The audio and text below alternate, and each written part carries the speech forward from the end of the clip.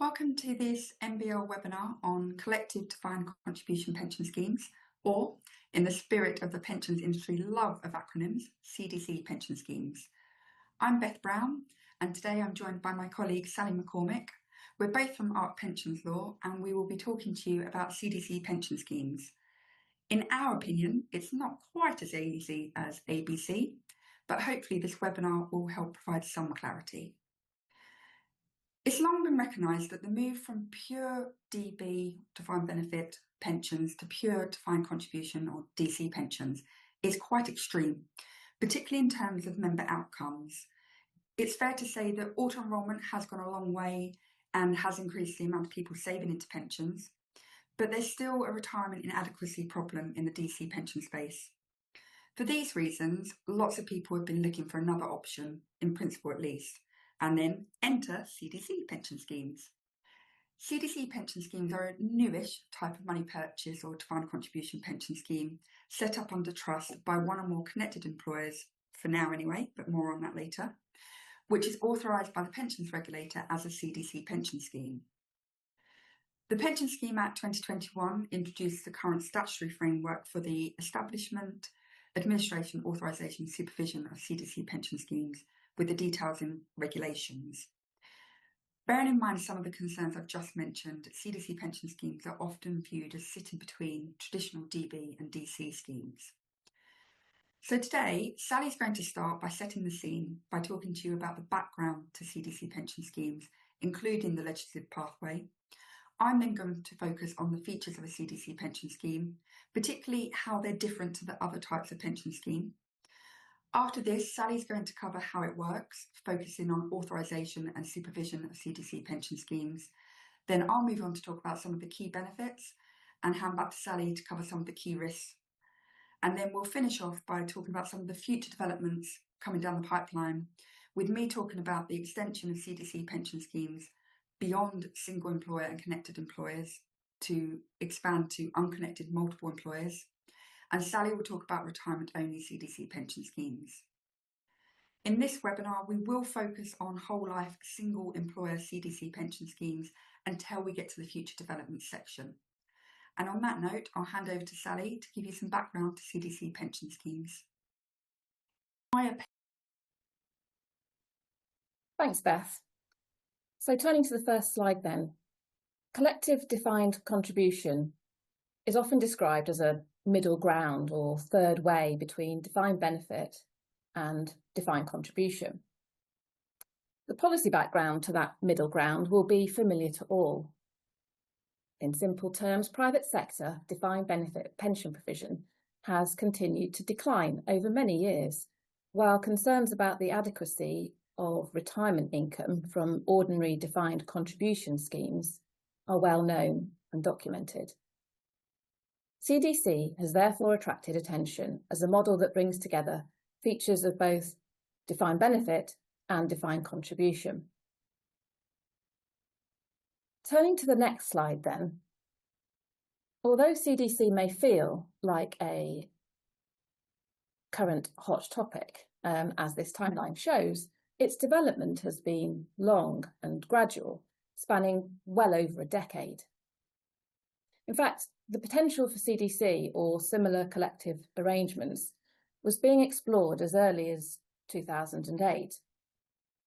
But competing priorities, be it the introduction of automatic enrolment or the 2015 pension freedoms, both of which would have had immediate impact for millions of people, meant CDC moved into the background for a time.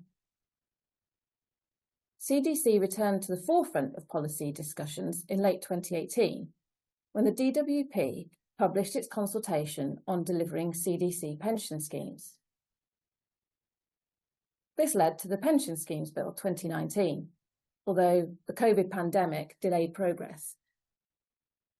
The legislation eventually received royal assent in 2021 as the Pension Schemes Act 2021, which established the legal framework for single-employer CDC schemes.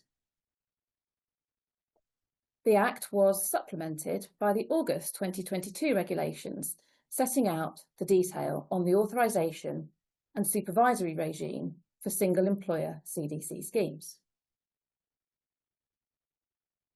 more recently, the DWP launched its consultation on retirement CDC schemes in October 2025.